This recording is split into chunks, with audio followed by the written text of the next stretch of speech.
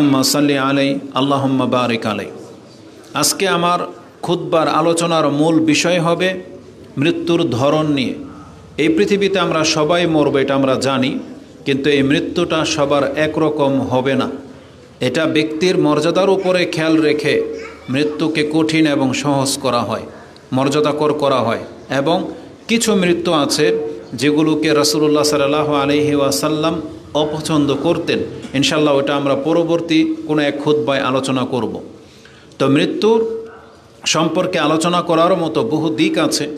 ইতিপূর্বে আমরা কয়েকটা বক্তব্য দিয়েছিলাম বিগত বছরে, যে মৃত্যু সংক্রান্ত যে আকীদাগুলো আছে তার একটা আকীদা হলো আমাদের সবাইকে মরতে হবে। কোনো ব্যক্তি মৃত্যু ব্যতীত আল্লাহর সাথে সাক্ষাৎ ঘটবে না। মানে এই দুনিয়া থেকে পরকালে পাড়ি জমানোর একটাই মাধ্যম, সেটা হচ্ছে মৃত্যু। মৃত্যুবিহীন কোনো ব্যক্তি জীবিত বা এমনিতেই গায়েব হয়ে যাবে না, যেটা কিছু কিছু মাজার ভক্তরা তাদের জন্য দাবি করে থাকে।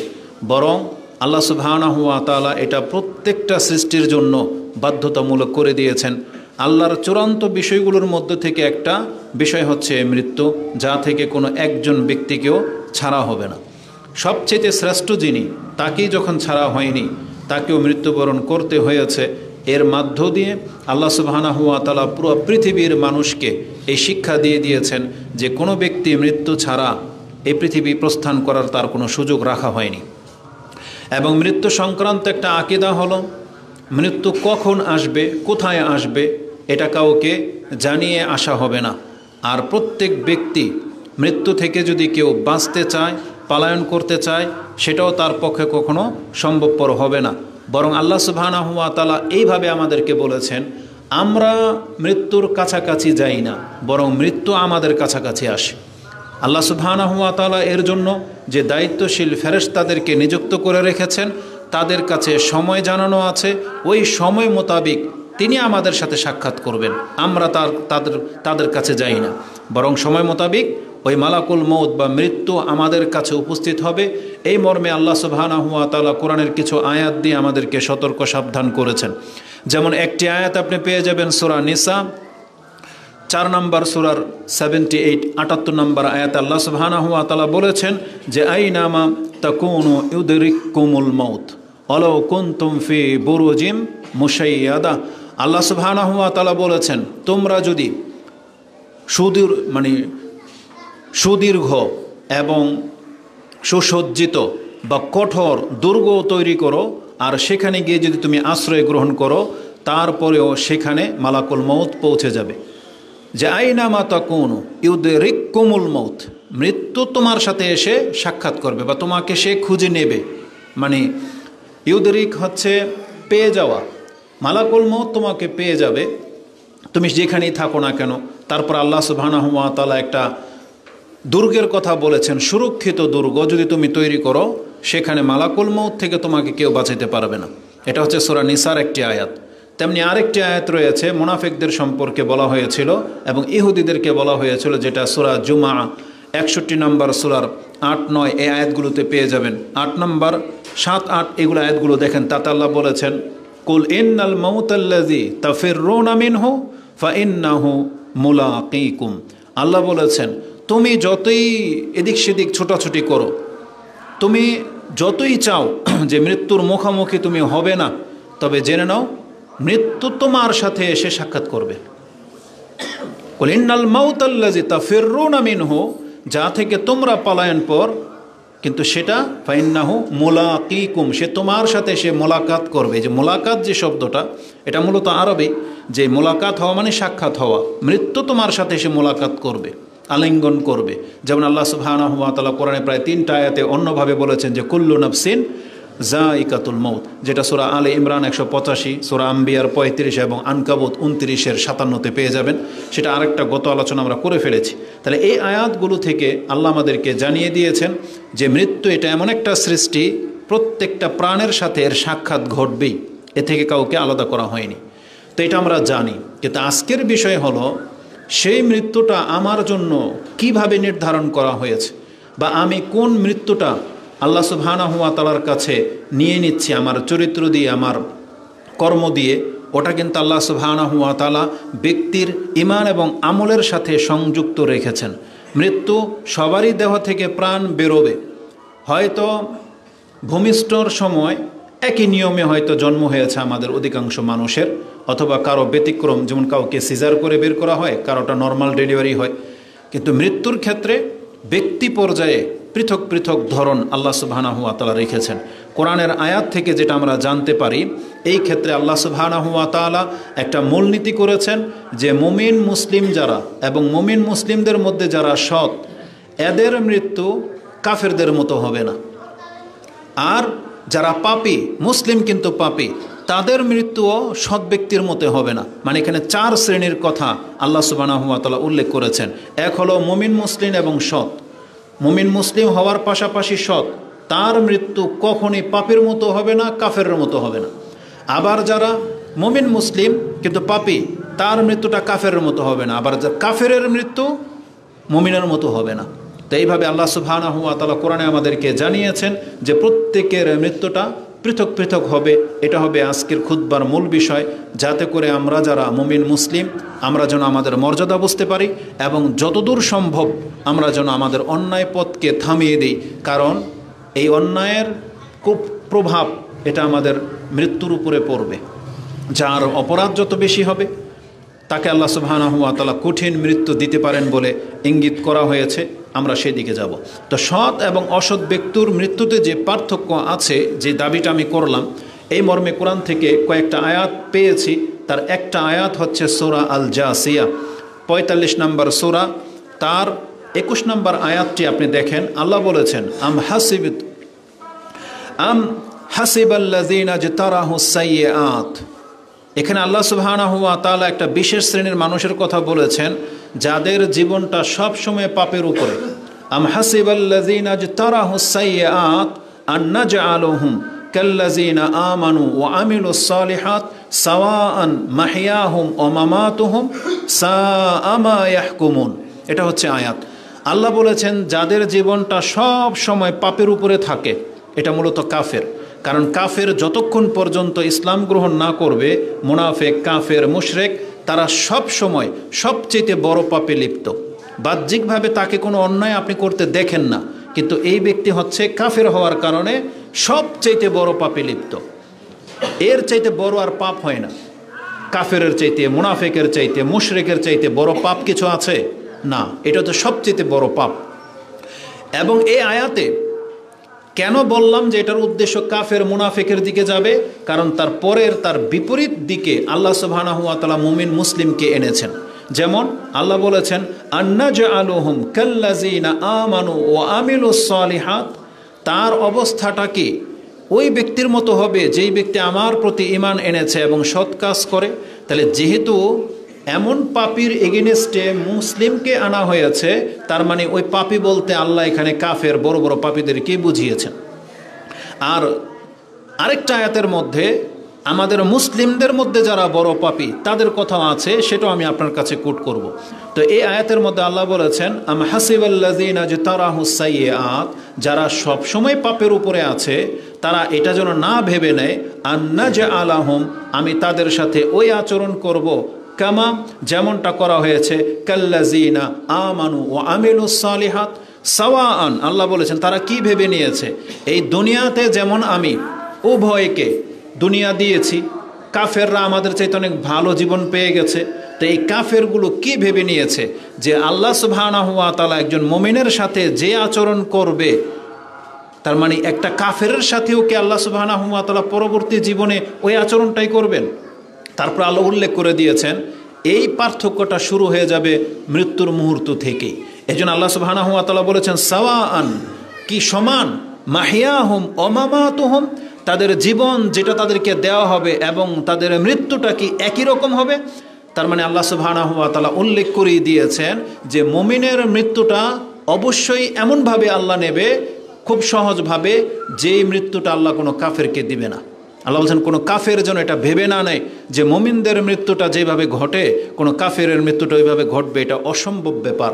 এবং মুমিনদেরকে পরবর্তী জীবনে এমন একটা লাইফ দেওয়া হবে, এটাও কোনো কাফের পেয়ে যাবে। এটা তারা ভাবে কি করে?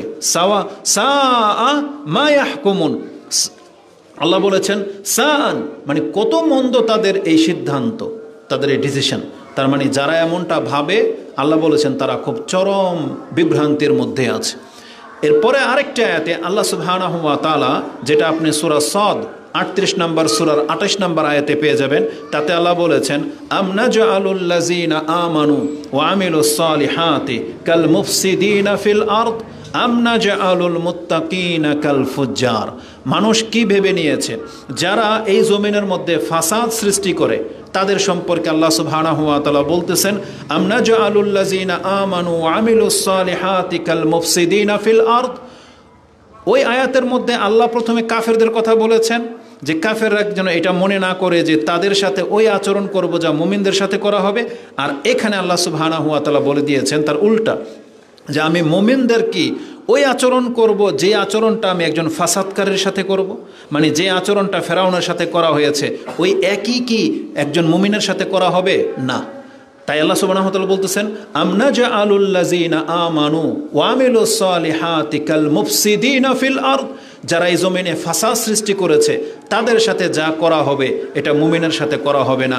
আম নাজআলুল মুত্তাকিনা কাল ফুজ্জার।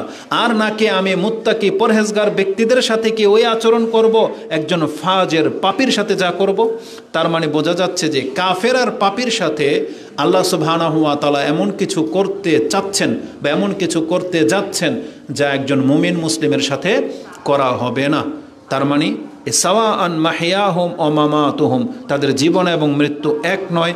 এটাই আজকে আমি আপনাকে সংক্ষিপ্ত পরিসরে দেখাবো যে একজন সৎ ব্যক্তির মৃত্যুটাকে আল্লাহ সুবহানাহু ওয়া তাআলা কতটা সম্মান দান করেছেন এবং পরকালে তার সাথে কি করা হতে পারে এখান থেকে আপনি একটু ইঙ্গিত নিয়ে নেবেন। তো সেই কঠিন মুহূর্তটা, মানে মুসলিমের বিপরীতে কাফেরদেরকে যে আনা হয়েছে, তো যেই ব্যক্তি ইসলাম গ্রহণ করে এবং সৎ কাজের উপরে আপনি মৃত্যুবরণ করবেন, আপনার মৃত্যুটা তাদের তুলনায় অনেকটাই সহজ করা হবে বলে আমরা ইঙ্গিত পাচ্ছি। এবং যার পাপের মাত্রা যত বেশি হবে তার সাথে একটু কঠোরতা করা হবে বলে এই মর্মে কোরআন হাদিস থেকে আমরা ইঙ্গিত পাচ্ছি। যেমন মৃত্যুর মুহূর্ত, এটা অত্যন্ত কঠিন একটা মুহূর্ত।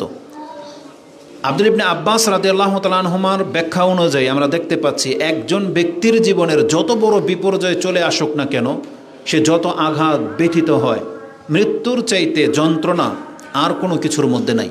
একটা হাত কেটে যাওয়া, এটাতে যত ব্যথা যন্ত্রণা আছে, তার আত্মা বেরিয়ে যাওয়া, দুইটা কিন্তু এক জিনিস নয়। যদি আমরা মনে করি কি যে আমার হাত কেটে গেছে, এটার ব্যথার যন্ত্রণা থেকে বাঁচার জন্য আমি মরে যাওয়াটা ভালো, কিন্তু মরে যাওয়ার সময় তার সাথে যা ঘটে এটা সহ্য করার মতো না। কিন্তু এটা আমরা যেহেতু জীবিতরা বুঝতে পারি না বিদায় এজন্য আমরা মৃত্যু কামনা করি। মূলত যদি কোনো ব্যক্তি মৃত্যুর যন্ত্রণাটা একবার টের পেত তো সে কোনোদিন মরতে চাইতো না, সে কখনই মরতে চাইতো না। কিন্তু আমাদেরকে সেটা বুঝতে দেওয়া হয় নাই, সেটা ওই ব্যক্তি বুঝে যার আত্মাটা তখন বেরিয়ে যেতে লাগে। তো এটা অবশ্যই একটা কঠিন মুহূর্ত। এটা আরেকটা সেন্সে কঠিন মুহূর্ত, যেটা আমরা আকীদাগত বিষয়টাকে সবচেয়ে বেশি গুরুত্ব দিয়ে থাকি।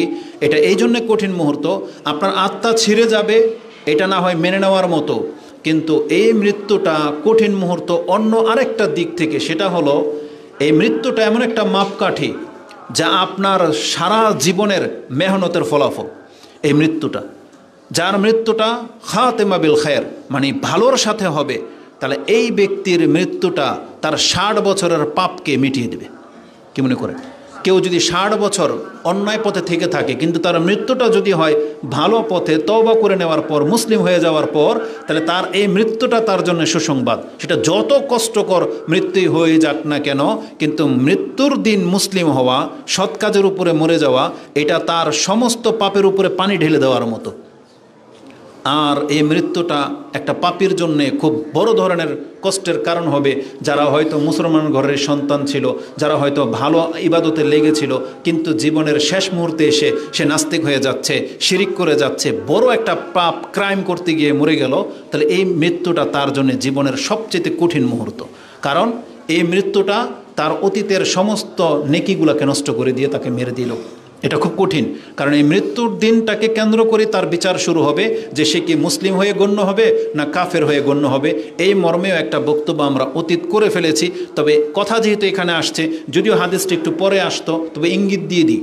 ধরে নেন ওই ব্যক্তি, যেই ব্যক্তি 100টা মানুষকে হত্যা করেছিল, তার জীবনে 100টা মানুষকে হত্যা করেছিল, তখন তার মৃত্যু আসেনি, কিন্তু তার মৃত্যুটা আসছে এমন মুহূর্তে যখন সে তওবা করে নিয়েছে। তওবা করে নিয়েছে মাত্র 1 মিনিটও হয় নাই। তওবা করে নিয়েছে মাত্র 1 মিনিটও হয় নাই। কথোপকথন শেষ, সে তার তওবার রাস্তার দিকে যাচ্ছিল, ওই পারা যাবে সে তার এরিয়া থেকে মাত্র কয়েক কদম হেঁটেছে, মালাকুল মউত তার সামনে উপস্থিত হয়ে গেছে। এমন সময় তার মৃত্যু হয়েছে যে তার 100টা খুনের হত্যা পর্যন্ত আল্লাহ সুবহানাহু ওয়া তাআলা ক্ষমা করে দিয়েছেন। তাহলে এটা এই জন্যই বলা হয়েছে ইউবআসু কুল্লু আবদিন আলা মা মাতা আলাই। একজন ব্যক্তিকে কিয়ামতের মাঠে ওই পরিচয় নিয়ে উঠানো হবে যেই পরিচয়ের উপরে তার মৃত্যু হয়েছে। তার মানে তার মৃত্যুটা যখন তওবার উপরে হয়ে গেছে, তখন আল্লাহ সুবহানাহু ওয়া তাআলার কাছে 100টা হত্যা করার পাপ পর্যন্ত ক্ষমা হয়ে যাচ্ছে। এটা অনেক বড় একটা ব্যাপার। এই জন্য আপনি ভাববেন যে কেমন যেন লাগে, 100টা মানুষকে হত্যা করার পর আল্লাহ ক্ষমা করে দেবে। আমি যদি এই ব্যক্তির চাইতেও বড় একজন ব্যক্তিকে আপনার কাছে দাঁড় করিয়ে দিই, 100টা হত্যাকারী বড় পাপী না কাফের বড় পাপী? যে ব্যক্তি আল্লাহকে অস্বীকার করলো, এই ব্যক্তি বড় পাপী না? যে ব্যক্তি আল্লাহর সাথে শিরিক করলো, এই বড় পাপী না? তা আল্লাহ তো ওই মুশরিককে পর্যন্ত তওবা করলে ক্ষমা করে দিতে রাজি আছেন। একজন মুশরিক, একজন কাফের, এই ব্যক্তিও মরার সময় যদি কালেমাটা পড়ে নেয়, আল্লাহ ওকে পর্যন্ত ক্ষমা করে দিতে প্রস্তুত। কি মনে করেন? রাসূলুল্লাহ সাল্লাল্লাহু আলাইহি ওয়াসাল্লাম তো তার জীবনী দেখিয়ে দিয়েছেন। তিনি তার চাচাকে এই কথাটাই বলেছিলেন। তার আগে মদিনাতে একটা যুবক ছেলে, ইহুদির সন্তান, যে রাসূলুল্লাহ সাল্লাল্লাহু আলাইহি ওয়াসাল্লামের কাছে আসতো, যেত, ভালো আচরণ করতো, মাঝে মাঝে খেদমত করতো। হঠাৎ করে শুনলেন সেই যুবকটা অসুস্থ, মৃত্যুমুখে। রাসূলুল্লাহ সাল্লাল্লাহু আলাইহি ওয়াসাল্লাম দৌড়িয়ে গেলেন তার কাছে। ইহুদির ঘরে ঢুকলেন এবং তার মাথার কাছে গিয়ে দাঁড়ালেন এবং বললেন, ইয়া গোলাম আসলিম, তুমি ইসলাম গ্রহণ করো।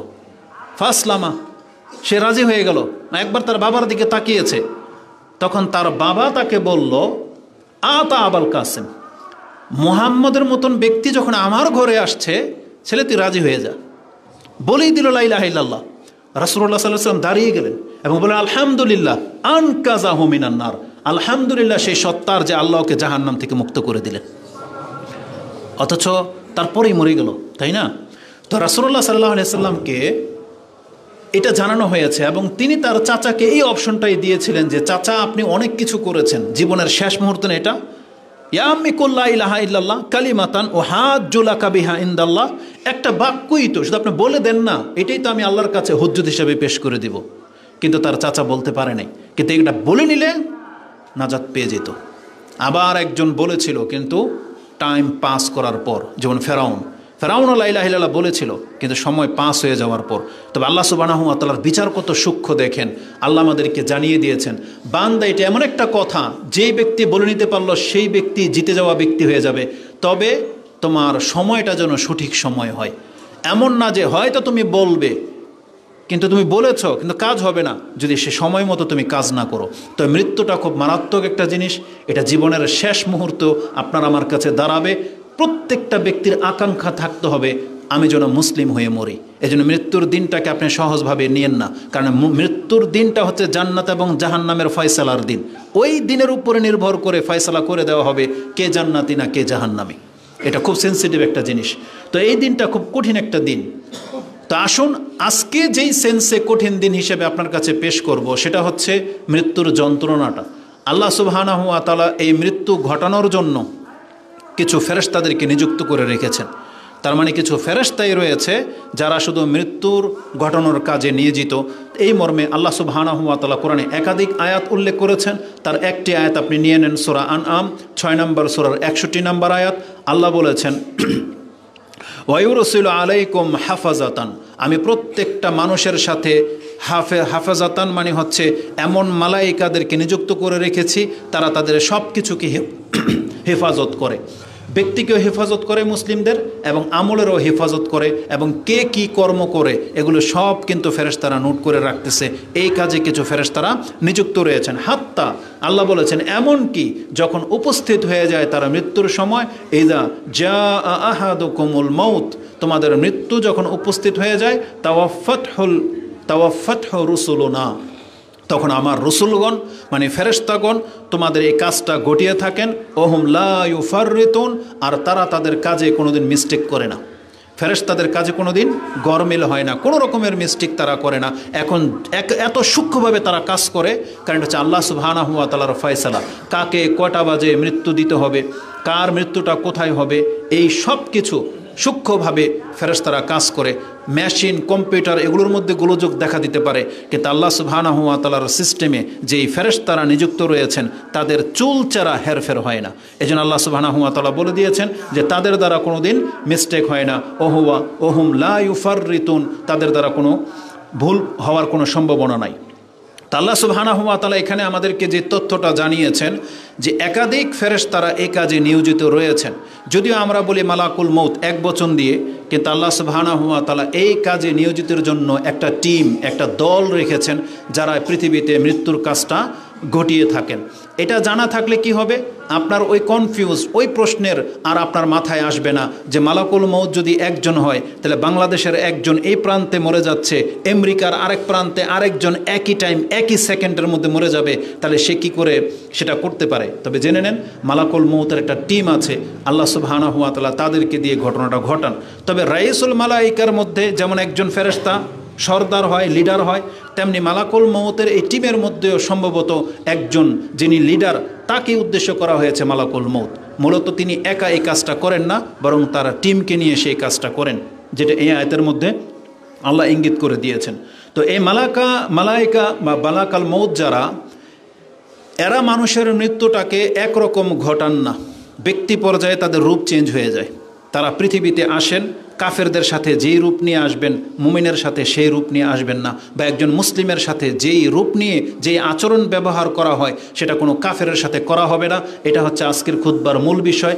এটা অন্তত যদি আমরা বুঝতে পারি, আশা করি আমাদের চরিত্রে অনেকটা রদবদল হবে বা আমরা পরিবর্তন হব ইনশাআল্লাহুল আজিজ। তো কাফের এবং মুমিনদের মৃত্যুতে যে পার্থক্য হয়, এই মর্মে আমি কোরআন থেকে দুই একটা আয়াতের টাচ দিই, তারপর আমরা হাদিসে চলে যাব। কোরআনে আল্লাহ সুবহানাহু ওয়া তাআলা মুমিনদের মৃত্যু সম্পর্কে বলতেছেন, আল্লাযীনা তাতাওয়াফাহুমুল মালাইকাতু তাইয়্যিবিন।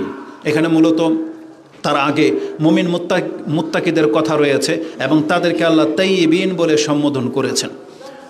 আল্লাহ সুবহানাহু ওয়া তাআলা বলেছেন যারা তাইয়্যিবিন মানে আল্লাহর প্রতি ঈমান এনেছে এবং সৎ, তাদের যখন মৃত্যু ঘটানো হয় ফেরেশতারা এসে তখন তাদেরকে সালাম জানায়, সালামুন আলাইকুম, আপনার প্রতি শান্তি, সালামুন আলাইকুম উদখুলুল জান্নাতা বিমা কুনতুম তা'মালুন। এবং ওই মুসলিমকে বলা হয় আপনার জন্য সালাম এবং আপনি জান্নাতের সুসংবাদ নিয়ে বের হন, যেহেতু আপনি এই জান্নাত পাওয়ার হকদার, কারণ এর জন্য আপনি কর্ম করেছিলেন। একজন মুসলিমকে কি বলা হয় যে আপনার কর্মের কারণে আজকে আপনার প্রতি সালাম এবং আপনি জান্নাতের জন্য বের হয়ে আসেন। যদিও এখানে শর্ট করা হয়েছে যেহেতু কোরআনের আয়াত, এজন্য আল্লাহ শুধু ইঙ্গিত দেন, বিশদ বিবরণ হাদিসের মধ্যে আসবে। এই আয়াতগুলোর মধ্যে আমি এর পাশাপাশি আরেকটা আপনাকে জিনিস দেখাতে চাচ্ছি। আজকে অধিকাংশ আমরা যারা মুসলিম দাবি করি কিন্তু কর্ম করা ছেড়ে দিয়েছেন, ইসলামের ইবাদতগুলো আপনার কাছে প্রাধান্য পাচ্ছে না, আপনি জেনে নেন শুধু ইসলামের বা মুসলিমের ঘরে জন্ম হলেই নাজাত পাওয়া যাবে না। এই আয়াতের মধ্যে কিন্তু এই কথাটাই বলা হয়েছে, সালাম ওই ব্যক্তি ওই মুসলিমকে দেওয়া হবে এবং জান্নাতের সুসংবাদটা ওই মুসলিমকে দেওয়া হবে, তাকে বলা হবে বিমা কুনতুম তা'মালুন, আপনি যে কর্ম করেছিলেন সেই কর্মের প্রতিফল হিসেবে আমরা এসেছি। সালাম ওই ব্যক্তিকে দেওয়া হবে যারা ইসলামের উপরে কাজ করেছেন, যদিও এখানে সংক্ষেপে বলা হয়েছে। অপর আরেকটি আয়াতের মধ্যে আল্লাহ সুবহানাহু ওয়া তাআলা কাফেরদের সম্পর্কে এবং মুনাফিকদের সম্পর্কে বলতেছেন, যে আয়াতটা আপনি 2-3টা সূরার মধ্যে পেয়ে যাবেন। এই আয়াতটা যেটা আমি এখন বললাম যে মুসলিমদেরকে তাইয়্যিবিনদেরকে যে সালাম দিয়ে তাদের আত্মা গ্রহণ করা হবে, এটা সূরা নাহল 16 নম্বর সূরার 32 নম্বর আয়াতে পেয়ে যাবেন।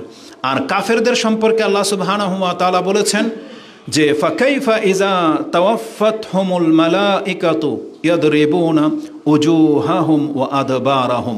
হে নবী, আপনি যদি দেখতেন কি অবস্থাটা হবে যখন একটা কাফের মুনাফিকের আত্মাকে গ্রহণ করে ফেরেশতারা। ফাকাইফা ইযা তাওয়াফাতহুমুল মালাইকা, ফেরেশতারা যখন একজন কাফের মুনাফিকের আত্মা বের করে, যদি আপনি দেখতেন, ইয়াদরিবুনা উজুহাহুম ওয়া আদবারাহুম, ফেরেশতারা তখন ওদের চেহারার মধ্যে আর গর্দানের মধ্যে পিটাতে পিটাতে তাদের আত্মা বের করে।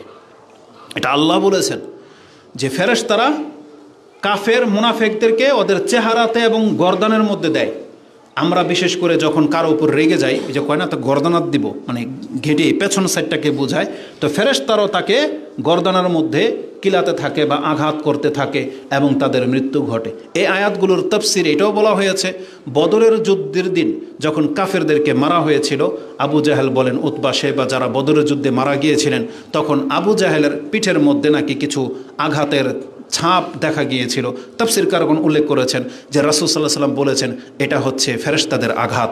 জিবরিল আলাইহিস সালাম আবু জাহেলকে এরকম পিটিয়েছিল আত্মা বের করার সময়, বা মালাকুল মউত। এটা তাফসীরে এসেছে।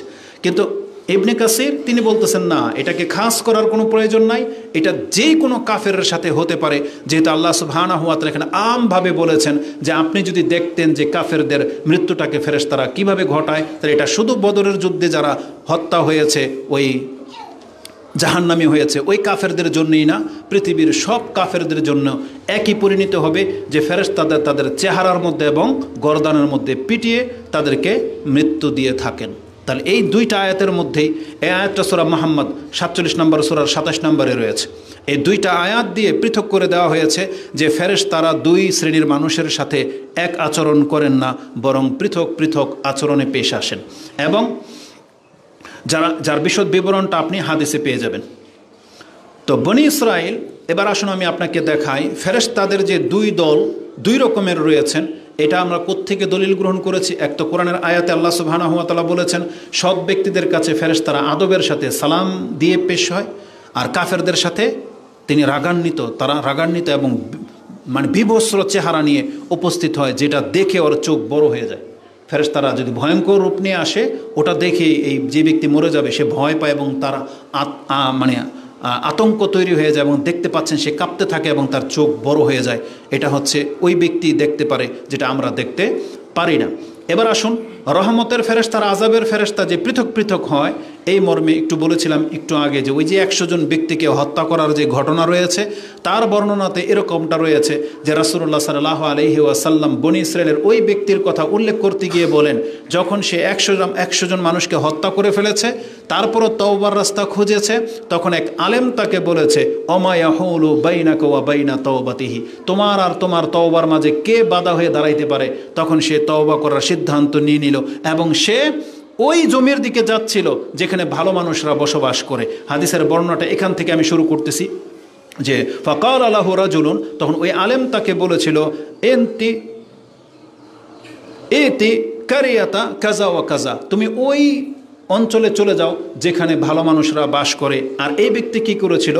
ফা আদরাকাহুল মউত, যাচ্ছিল আর মৃত্যুর ফেরেশতা তাকে এসে ধরে নিল। ফা না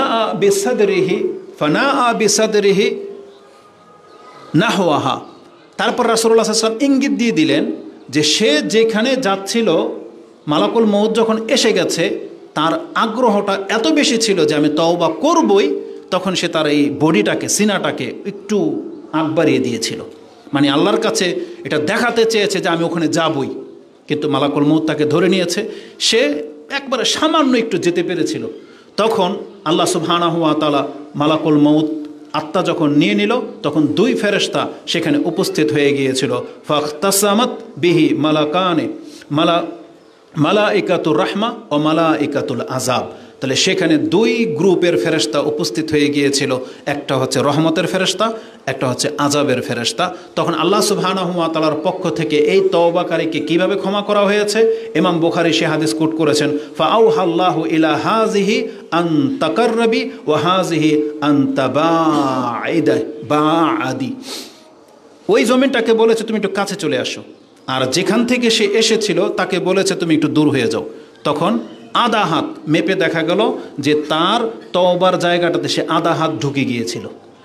তার মানে মাত্র আধা হাত সে ক্ষমার দিকে এক কদম বেড়ে গিয়েছিল। তাই রহমতের ফেরেশতাদেরকে বলা হয়েছে তোমরা তার আত্মাকে নিয়ে নাও। তখন এই ব্যক্তিকে জান্নাতের ফেরেশতারা নিয়ে চলে গেছে। তাহলে এই হাদিস যেটা ইমাম বুখারী রাহিমাহুল্লাহ এইভাবে পাবেন আপনি 3470 নম্বরে। তাহলে আল্লাহর পক্ষ থেকে একজন ব্যক্তিকে ক্ষমা করার জন্য সিদ্ধান্ত হয়ে যায় এবং আল্লাহ তাকে ক্ষমা করার সব রকমের প্রসেস ঘটিয়ে থাকেন। নাহলে আল্লাহ সুবহানাহু ওয়া তাআলা জমিনকে বলার দরকার ছিল না যে তুমি একটু এগিয়ে আসো। এটা আল্লাহ সুবহানাহু ওয়া তাআলার রহমত, দয়া। আল্লাহ যদি কারো প্রতি ক্ষমা করতে চান, দয়া করতে চান, তাহলে সেই সাবাব আল্লাহর পক্ষ থেকে দিয়ে দেওয়া হয়। যেমন আজকে আমরা যারা মুসলিমরা আল্লাহকে চিনতে পারিনি, যারা আমরা আল্লাহর প্রশংসা করি না, আপনি একবারও কি কোনো কাফেরকে দেখে এটা ফিল হয়েছে যে আল্লাহ আমার উপর অনেক বড় এহসান করেছেন? আপনি ফিল করেন না। কোনো পাগলকে দেখে আপনার ফিল হয় না। ওই কুকুর, শ্রীগাল, এই গরু, ছাগল দেখে কোনোদিন আপনার ফিল হয় না যে আল্লাহ আমাকে মানুষ বানিয়েছে। কোনো কাফেরকে দেখে ফিল হয় না যে আল্লাহ আমাকে মুসলিম বানিয়েছে। একটা শ্রেণীর মানুষ আপনার চাইতেও হ্যান্ডসাম, বিদ্যা বুদ্ধিওয়ালা, সার্টিফিকেট আছে, ও গরুর প্রস্রাব খায়, গরুকে ওর মা বলে, গরুর পা ধুইয়ে দেয়। এমন আকলের লোকও পৃথিবীতে আছে যে বট গাছকে ওর মাবুদ মনে করে। আর আল্লাহ আপনার বিবেকটাকে সুস্থ করেছে। এগুলো দেখার পরে কোনোদিন আলহামদুলিল্লাহ বলেছেন? বলেন নাই। আপনার তো ফিলই হয় না। আপনাকে যে আল্লাহ মুসলিম করে সৃষ্টি করেছেন, এই মুসলিমত্বের কদরই তো আপনি জানেন না। আপনি তো ওই যে জাস্ট জন্ম হয়ে গেছে আমরা এমন। কিন্তু আল্লাহ সুবহানাহু ওয়া তাআলা আমাদেরকে প্রতিনিয়ত স্মরণ করিয়ে দিচ্ছেন যে একজন মুসলিমের মর্যাদা কী, একজন মুসলিমকে ক্ষমা করার জন্য আল্লাহ সুবহানাহু ওয়া তাআলা কত কী করেছেন। বরং আল্লাহ সুবহানাহু ওয়া তাআলার কাছে একজন মুসলিমের মান হলো একজন মুসলিমের রক্তই পুরো পৃথিবী এবং পুরো পৃথিবীর মধ্যে যত মানুষ বাস করে তাদের চাইতে অনেক বেশি দামি একজন মুসলিমের রক্ত। এটাকে কদর করার শিখেন। তো আল্লাহ সুবহানাহু ওয়া তাআলা তার মুমিন বান্দাদেরকে ক্ষমা করার জন্য বহু রকমের ব্যবস্থা করে নিয়েছেন। তাহলে এই হাদিসের মধ্যে স্পষ্ট পাওয়া যাচ্ছে যে রহমতের ফেরেশতা এবং আযাবের ফেরেশতা দুই রকমের ফেরেশতা হয়ে থাকে। এবার আসুন আমি আপনাকে দেখাই যে মুমিন এবং ভালো আর কাফেরদের আত্মাকে যখন গ্রহণ করা হয় তাদের সাথে কি আচরণটা করা হয়। এই মর্মে শুধু একটা হাদিস থেকে দুইটা টুকরা আমি আপনার কাছে শোনাবো। সেটা হচ্ছে ইমাম নাসাই, তিনি তার জানাজার অধ্যায়ের মধ্যে 1833 পেয়ে যাবেন। এটা মক্তবা শামেলার নাম্বার। আর আপনি বাংলাদেশের যেটা অ্যাপস বাংলা করা হয়েছে, 3টা হাদিস পরে দেখবেন, 1836 থেকে পড়বেন, আপনি পেয়ে যাবেন। আবু হুরায়রা তার বর্ণনাকারী। আর এই ক্ষেত্রে সবচেয়ে প্রসিদ্ধ হাদিস যেটা বারা ইবনে আজিব, এটা মুসনাদে আহমদে এসেছে অনেক লম্বাভাবে, ওটাতে ডিটেলস আছে। ইনশাআল্লাহ কোনো একটা খুতবায় শুধু একটা হাদিস নিয়ে আলোচনা করা হবে, তাতে আত্মাটা কীভাবে বের করা হয় তার বিস্তারিত সেই হাদিসের মধ্যে আলোচনা করা হয়েছে। তো আন আবি হুরায়রাতা আন্না নবী সাল্লাল্লাহু আলাইহি ওয়াসাল্লাম ক্বালা ইযা হুদিরাল মুমিনু, যখন মুমিন ব্যক্তির মৃত্যু উপস্থিত হয়ে যায়, আতাতহুল মালাইকাতুর রাহমা, তার কাছে রহমতের ফেরেশতা উপস্থিত হয়ে যায়, বিহারিরাতিন বাইদা, এবং অত্যন্ত ধবধবে সাদা রেশমের কাপড় নিয়ে আসা হয়। অত্যন্ত সফট রেশমের কাপড় নিয়ে আসা হয় এই মুমিন ব্যক্তির আত্মাকে গ্রহণ করার জন্য। বাইদা ফায়াকুলুন, তখন তারা এই ব্যক্তিকে বলতে থাকে, উখরুজি রাদিয়াতান মারদিয়াতান আলাইকা রাদিয়াতান মারদিয়াতান আনকা ইলা রাউহিল্লাহ, তুমি আল্লাহর পক্ষ থেকে সুসংবাদ গ্রহণ করো এবং তুমি নিজে যেমন আল্লাহর প্রতি সন্তুষ্ট ছিলে, আল্লাহ সুবহানাহু ওয়া তাআলা আজকে তোমার উপরে সন্তুষ্ট হয়ে গেছেন, এবং তুমি আল্লাহ সুবহানাহু ওয়া তাআলার নিয়ামতের দিকে আসো, তার দয়ার দিকে আসো, ইলা রাউহিল্লাহ ওয়া রাইহানিন, এবং আল্লাহর রিজিকের দিকে আসো। এবং এখানে বলা হয়েছে তার আত্মার মধ্যে তখন ঘ্রাণ দিয়ে দেওয়া হয়, সুগন্ধি দিয়ে দেওয়া হয়, তখন অত্যন্ত ঘ্রাণের সাথে তার আত্মাটা তার দেহ থেকে বের হয়। ওয়ারাব্বি গায়রা গাদবান, এবং তাকে সুসংবাদ দেওয়া হয়, তুমি আসো পৃথিবীতে, তুমি যেই ভুল ত্রুটিগুলো করেছো তুমি আজকে ভয় পেও না, আল্লাহ তোমার উপরে অসন্তুষ্ট নন, আল্লাহ তোমার উপরে অসন্তুষ্ট নন, আল্লাহ তোমার উপরে সন্তুষ্ট। এই কথা শোনার পরে সে আত্মা খুশি হয়ে যায় এবং সন্তুষ্টির সাথে তার দেহ থেকে এমনিতেই বেরিয়ে চলে আসে। আমরা তো অনেক সময় বুঝি যে কখন আত্মার কষ্ট হয়, কখন আত্মা সন্তুষ্ট থাকে। এটার একটা বাস্তব উদাহরণ দানের ক্ষেত্রে নিয়ে নেন। আমরা যারা টাকা খরচ করি, কিছু জায়গা আছে সন্তুষ্টির সাথে করি আর কিছু জায়গা আছে অসন্তুষ্টির সাথে করেন। সন্তুষ্টির সাথে কিছু তখন 1000 টাকা নোট দিয়ে দিচ্ছেন, আবার অসন্তুষ্ট যখন হন তখন 10 টাকা দিতে কলিজা ছিঁড়ে যায়, হয় কিনা এরকম? চেহারার মধ্যে সেটা প্রতিফলিত হয়।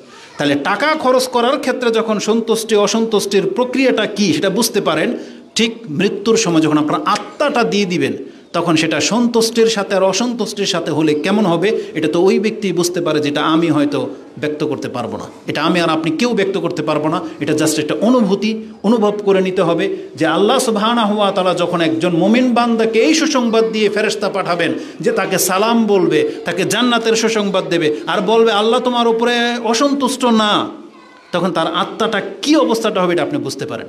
এই জন্য রাসূলুল্লাহ সাল্লাল্লাহু আলাইহি ওয়াসাল্লাম বলেছেন, যেই ব্যক্তি আল্লাহর সাথে সাক্ষাৎ কামনা করে আল্লাহ তার সাথে সাক্ষাৎ কামনা করে, আর যে ব্যক্তি আল্লাহর সাথে সাক্ষাৎ কামনাটাকে অপছন্দ করে আল্লাহ তার সাথে সাক্ষাৎ করাটা অপছন্দ করে। এটাই হলো মুমিন আর কাফেরের পার্থক্য। আজকে মুসলিমকে এমন হতে হবে যে আমি আমার রবের সাথে সাক্ষাৎ করতে রাজি, এটা আমি চাই, তাহলে আপনাকে ওই অনুযায়ী কাজ করতে হবে। আর যারা আল্লাহ সুবহানাহু ওয়া তাআলার সাথে সাক্ষাৎ করাটাকে অপছন্দ করেন তারাই দেখবেন যারা কর্ম করেন না, তারাই যারা কর্ম করেন না, যারা আল্লাহ সুবহানাহু ওয়া তাআলার রাজি খুশির কোনো কদর করেন না, আপনি একটা সময় আসতে যাবে তখন আপনি মরতে চাইবেন না, কারণ আপনি জানেন যদি আমি এখন মরে যাই তাহলে আমার অবস্থাটা খুব খারাপ করে দেওয়া হবে।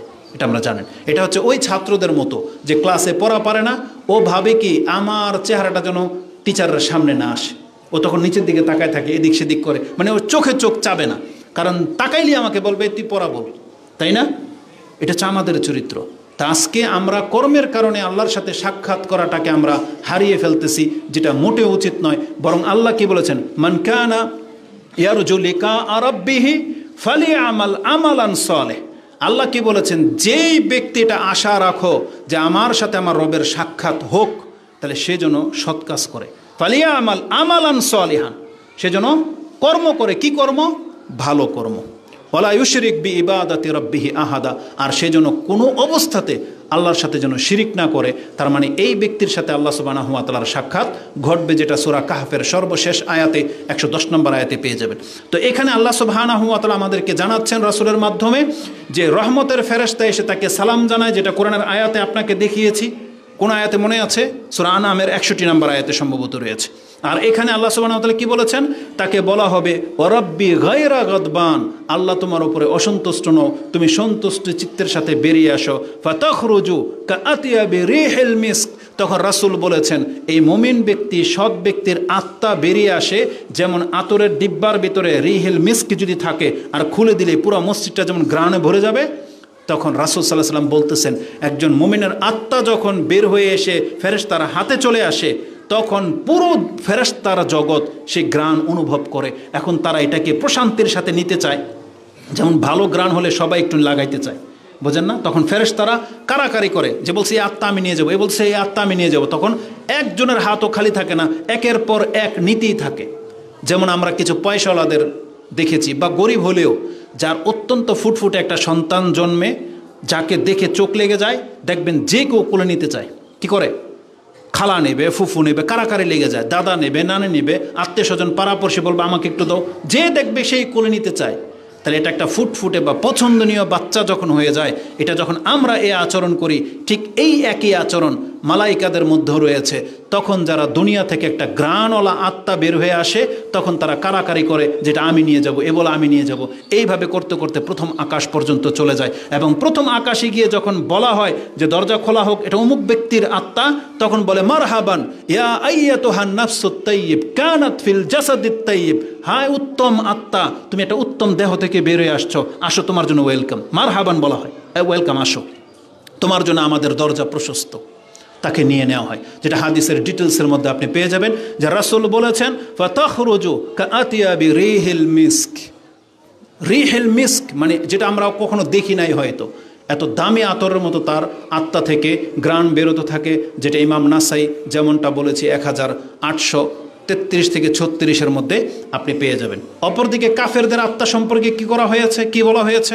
রাসূলুল্লাহ সাল্লাল্লাহু আলাইহি সাল্লাম বলেন, ওয়াইনাল কাফিরা ইজা হুদিরাত, যখন কাফেরের মৃত্যু উপস্থিত হয়ে যায়, আতাতুল মালাইকাতুল আযাব, ওখানে ছিল আতাতিল মালাইকাতুর রাহমা, এখানে হচ্ছে আতাতহু মালাইকাতুল আযাব বিমিসহিন। মিস বলা হয় ছালার চটকে, মানে পশম যেটা গায়ে লাগলে চুলকাবে এমন একটা খসখসে কাপড় নিয়ে আসা হয়, আর সেটা হচ্ছে জাহান্নামের কাপড়। এটা অত্যন্ত কষ্টদায়ক বা বেদনাদায়ক জিনিস হবে, যেটা দিয়ে আমরা সাধারণত কালি ময়লা টয়লা পরিষ্কার করে থাকি।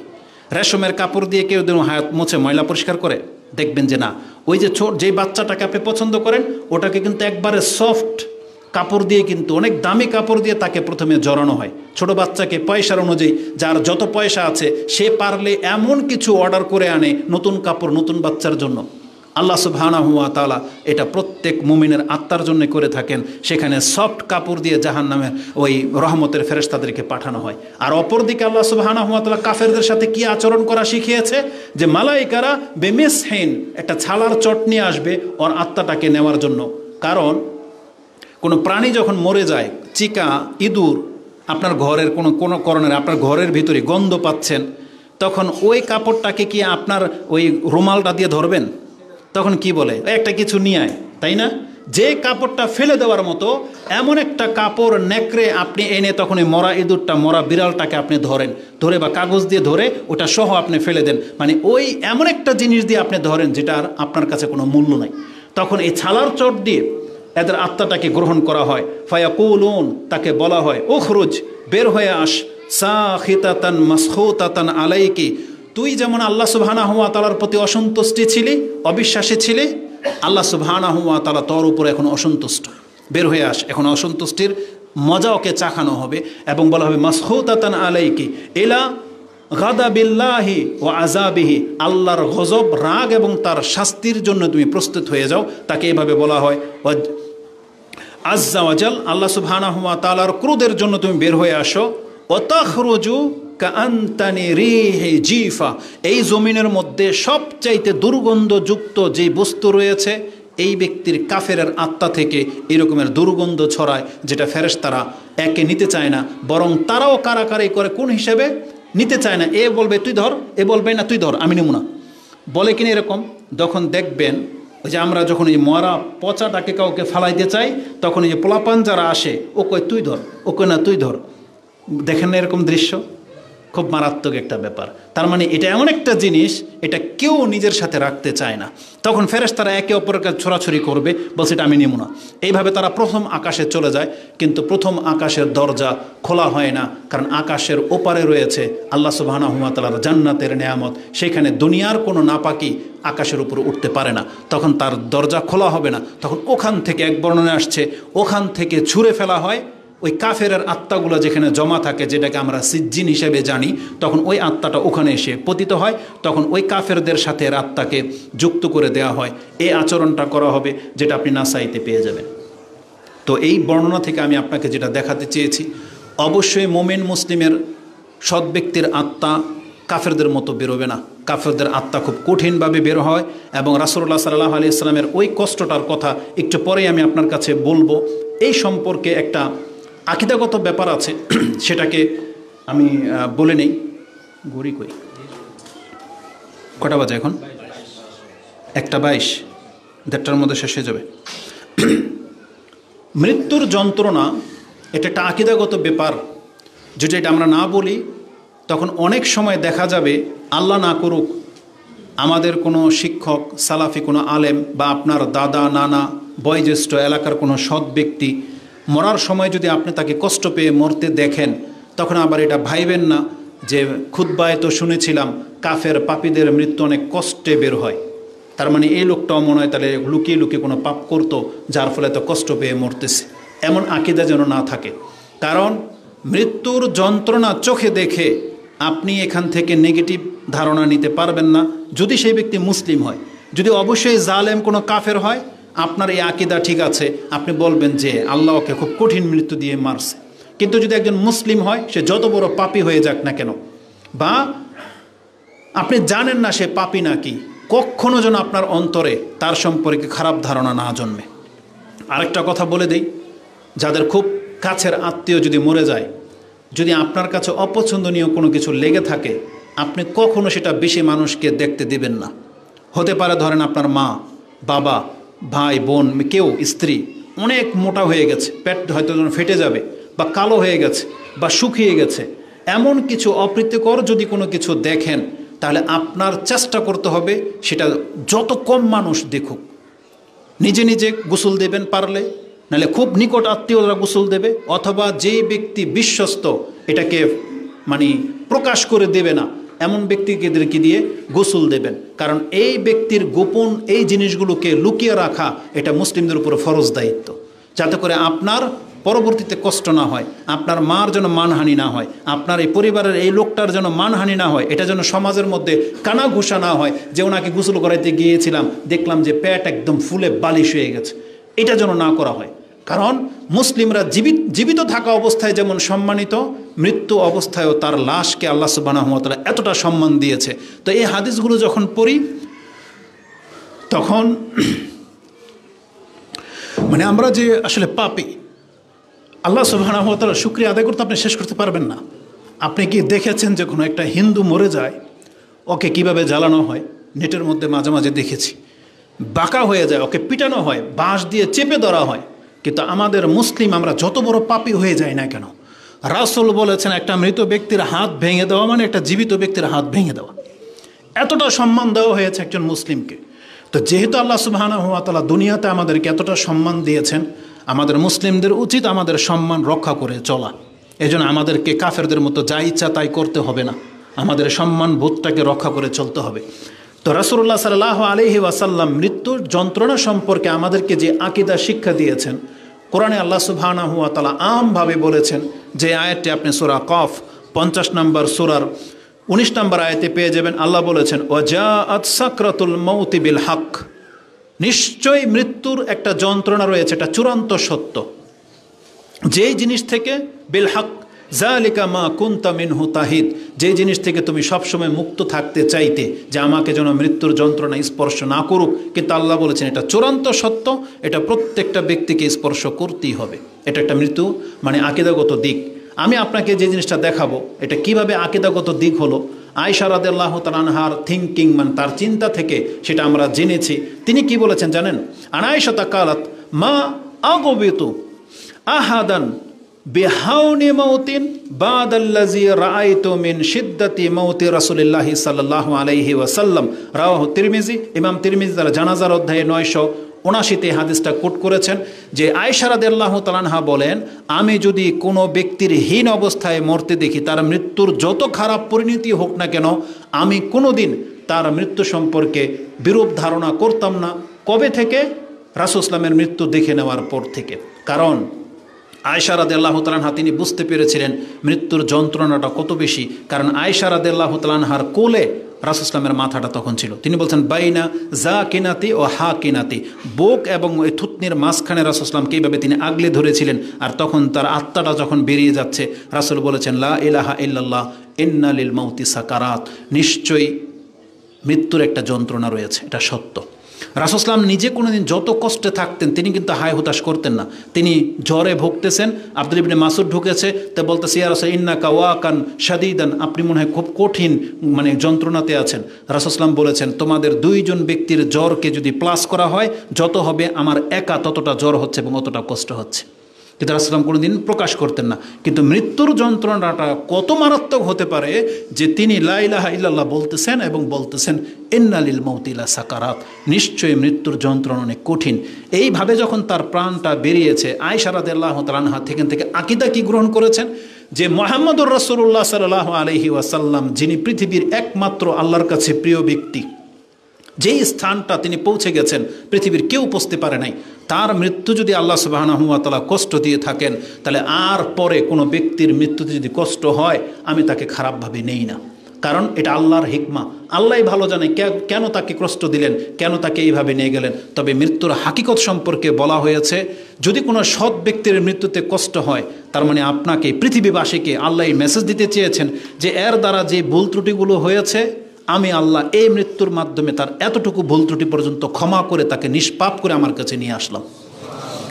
আর যদি তার কোনো পাপ না থাকে তাহলে তার যে মর্যাদা আমরা জানতাম, এই এতটুকু কষ্টের কারণে আল্লাহ চেয়েছেন যে ওর মর্যাদা আরেকটু বেড়ে যাক। তখন আল্লাহ সুবহানাহু ওয়া তাআলা এতটুকু কষ্ট দিয়ে তার মর্যাদাকে আরেক ধাপ বাড়িয়ে দিয়ে তারপর আল্লাহর কাছে নিয়ে যান। যেমন রাসূলুল্লাহ সাল্লাল্লাহু আলাইহি ওয়াসাল্লাম তার কর্ম করে যতটুকু মর্যাদায় পৌঁছেছেন, আল্লাহ অতিরিক্ত আরেকটু মর্যাদা তার মৃত্যুর কষ্টের মাধ্যমে রেখে দিয়ে তাকে আরেক ধাপ উপরে উঠিয়ে দিয়েছেন। এবং এটা আমাদের মুসলিমদের জন্য এটাও আল্লাহর হিকমা যে আমরা আমাদের নবীর মৃত্যুতে যখন জানবো যে এভাবে হয়েছে। অতএব আমরা কোনো সৎ ব্যক্তির মৃত্যু দেখলে যেন নেগেটিভ না নেই, এটাকে আমাদেরকে আকীদাগত বিষয় বানানো হয়েছে। যে হাদিসগুলো আপনি বুখারী এবং মুসলিমে পেয়ে যাবেন। বুখারীতে 6510 নম্বরে রয়েছে যে লা ইলাহা ইল্লাল্লাহ ইন্না লিল মাউতি সাকারাত, এটা বুখারীর 6510 এবং 4449 পেয়ে যাবেন। এবং আয়েশা রাদিয়াল্লাহু তাআলা আনহা থেকে যে হাদিসটা বলেছি তিরমিজিতে 979-তে রয়েছে। এবং আয়েশা রাদিয়াল্লাহু তাআলা আনহা থেকে আরেকটা শব্দ যেটা আপনি বেশি স্পষ্ট বুঝতে পারবেন, আয়েশা রাদিয়াল্লাহু বলেন ফালা আকরাহু শিদ্দাতাল মাউতি লি আহাদিন আবাদান বাদান নবী সাল্লাল্লাহু আলাইহি ওয়াসাল্লাম, আমি রাসূল সাল্লাল্লাহু আলাইহি ওয়াসাল্লামের মৃত্যুর পরে অন্য কোনো ব্যক্তিকে কঠিন মৃত্যু পেতে দেখলে সেটাকে আমি অপছন্দ করি না। কোনো ব্যক্তি যদি কষ্ট করে মরে যায় এটা অপছন্দনীয় কিছু না, কারণ এটার হিকমা একমাত্র আল্লাহ সুবহানাহু ওয়া তাআলা ভালো জানে।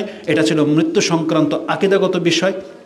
এখন আমরা বলেছি যে মুমিন এবং কাফেরদের মৃত্যু সম্পর্কে যে ফেরেশতারা দুইভাবে আসে, কিন্তু এটা বলা হয় নাই যখন আত্মাটা বের করা হয় তখন কাফেররা কী আচরণ করা হয় এবং মুমিনদের সাথে কী আচরণটা করা হয়। সংক্ষিপ্তভাবে 1 মিনিট লাগবে, শুধু এটা আপনার কাছে বলে দিই। কোরআনে আল্লাহ সুবহানাহু ওয়া তাআলা সূরা আনফাল 8 নম্বর সূরার 50 নম্বর আয়াতে বলেছেন আযাবের ফেরেশতা রহমতের ফেরেশতা এসে মুমিনদের সাথে কাফেরদের সাথে কি করে। সূরা আনফালের 50 নম্বর আয়াতে আল্লাহ বলেছেন ওয়ালাউ তারা ইজ, হে নবী যদি আপনি দেখতে পেতেন যখন ইয়াতাওয়াফাল্লাযিনা কাফারু আল মালাইকা, ফেরেশতারা যখন কাফেরদের আত্মাটা গ্রহণ করে, যদি আপনি নিজের চোখে দেখতে পারতেন কি করা হয়, ইয়াদরিবুনা উজুহাহুম ওয়া আদবারাহুম, যে ফেরেশতারা তাদের চেহারা এবং গর্দানের মধ্যে পিটাতে থাকে, ওয়াজুকু আযাব আল হারিক, এখন তাদেরকে সংবাদ দিতে থাকে এবার জাহান্নামের জ্বলন্ত আগুনের স্বাদ উপভোগ করো। প্রত্যেকটা কাফেরকে বলা হয়। এই কথাগুলো আজকে কেন আমি আপনাকে বলতেছি, এটা একটা রিজন রয়েছে, এটা একটু পরে আমি আপনার কাছে ব্যক্ত করব। অপর আরেকটা আয়াত যেটা আমরা সূরা মুহাম্মাদে 27 নম্বর থেকে আপনার কাছে কোট করেছিলাম, ওখানেও বলা হয়েছে যে তাদের চেহারা এবং পিঠের মধ্যে আঘাত করা হয়। আত্মাটা যখন বের করা হয় সেই আত্মাটা কিভাবে বের হয়, ওয়াকাল আল্লাহু তাআলা ওমান আযলামু মিম্মান ইফতারা আলাল্লাহি কাযিবা, এখানে এই আয়াতটার কোট করতেছি না আপনার কাছে, যেটা সূরা আনআমের 93 নম্বরে রয়েছে। রাসূলুল্লাহ সাল্লাল্লাহু আলাইহি সাল্লাম বলেছেন ফায়াকুলু আইয়াতুহান নাফসুল খাবিস উখরুজি ইলা সাখাতিম মিনাল্লাহি ওয়া গাদাবিন কালা ফাতুফাররাকু ফি জাসাদিহি, যখন ওই পাপীর আত্মাটাকে বলা হয় ইয়া আইয়াতুহান নাফসুল খাবিস কানাত ফিল জাসাদিল খাবিস উখরুজি, হেই মন্দ আত্মা, মন্দ দেহের মধ্যে তুমি রয়েছো, বের হয়ে আসো, তখন সে বের হতে চায় না, দেহের মধ্যে ছোটাছুটি করতে থাকে। কোরআনে একটা আয়াতের মধ্যে আল্লাহ বলেছেন যে ফেরেশতারা তখন ওর এই মুখ বা মাথার এখান থেকে পুরা হাত ওর শরীরের ভিতরে ঢুকিয়ে দেয়।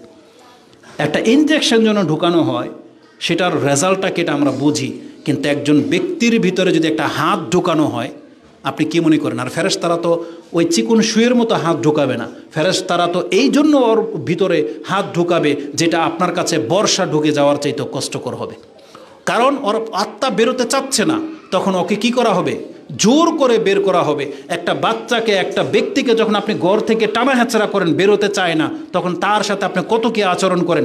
আল্লাহ এমনিতেই বলে নেই যে ওর মুখে আর গর্দানে দেওয়া হবে, যার উপরে আপনার রাগ উঠে যায়, ওকে যে আপনি বের করবেন সিদ্ধান্ত নিয়েছেন, তখন ওকে লাথি ঘুষা দিতে তো আর আপনার কোনো দ্বিধা থাকে না, কি করেন না, তখন হুঁশ থাকে না। তখন ফেরেশতারা এই আচরণটা করে, যেটা সূরা আনআমের 93 নম্বর আয়াতে আপনি পেয়ে যাবেন। এবং রাসূল বলেছেন ফি জাসাদিহি, তার দেহ থেকে আত্মাটাকে এমনভাবে টেনে হেঁচড়ে বের করা হয়, ফায়ান্তাজিউহা কামা ইয়ান্তাজা, বলছে ইয়ান্তাজিউ মানে হচ্ছে টেনে বের করা হয়। কিভাবে? যেভাবে একটা লোহার চিরুনিকে যদি পশমের মধ্যে লাগিয়ে দিয়ে টান দেওয়া হয়, এই পশমের সাথে এই লোহার করাতটা যা করবে আপনি ওখান থেকে শিক্ষা নিয়ে নেন।